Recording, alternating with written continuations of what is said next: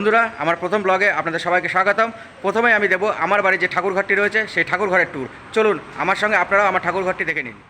তো বন্ধুরা, এই হচ্ছে আমাদের ঠাকুরঘর। চলুন আস্তে আস্তে ভেতরে যাই, অনেক কিছু দেখানোর আছে। এই দেখুন, কাঠের মন্দির এগুলো তৈরি করা। আমাদের পরিচিত একজন কাকু এটা তৈরি করে দিয়েছে, কারণ আমার মায়ের সবার আগের যেটা চাহিদা ছিল সেটা হচ্ছে ঠাকুরঘরটাকে সুন্দর করে সাজাবে, ঠিক আছে। তো এই দেখুন, এই যে পেন্টিং, এগুলো কিন্তু হাতে এঁকেছে একজন কাকু। তিনি কিন্তু হাতে, যেহেতু আমরা কৃষ্ণ ভক্ত, ঠিক আছে, তো শ্রীকৃষ্ণের জীবনকালের ছোট ছোট দৃশ্য এইখানে কিন্তু তার তুলির মাধ্যমে তুলে ধরেছে এখানে, ঠিক আছে। সেই কাকু হাতে এগুলো সব এঁকেছে। তো এই যে দেখতে পাচ্ছেন, এই যে ঝাড়বাতিটা, এই ঝাড়বাতিটা আমার খুব পছন্দের। মা বলেছিল, আমার পছন্দের, আমি কিনে নিয়ে এসেছি, ঠিক আছে। আমার মায়ের চিরকালই অভ্যাস ছিল, মানে চিরকালে অভ্যাস বলবো না, চিরকালে যেটা চাহিদা ছিল যে ঠাকুরঘরটাকে সুন্দর করে সাজাবে।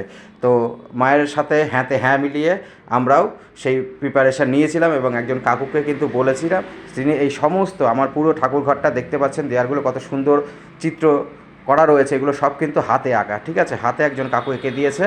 এবং এখানে ওই যে বললাম, যেহেতু শ্রীকৃষ্ণের আমরা ভক্ত, তো তারই বিভিন্ন রকমের সময়কার কী বলবো, স্মৃতি বলতে পারেন, এখানে রাখা রয়েছে। এই যে আমাদের এই যে কৃষ্ণ ঠাকুরের এই যে এখানে রয়েছে সিংহাসন, সঙ্গে শ্রীকৃষ্ণের একটা ছবিও রয়েছে এখানে, অতি সুন্দর। তো কেমন লাগলো অবশ্যই জানাবেন। ভালো থাকবেন সবাই, ধন্যবাদ।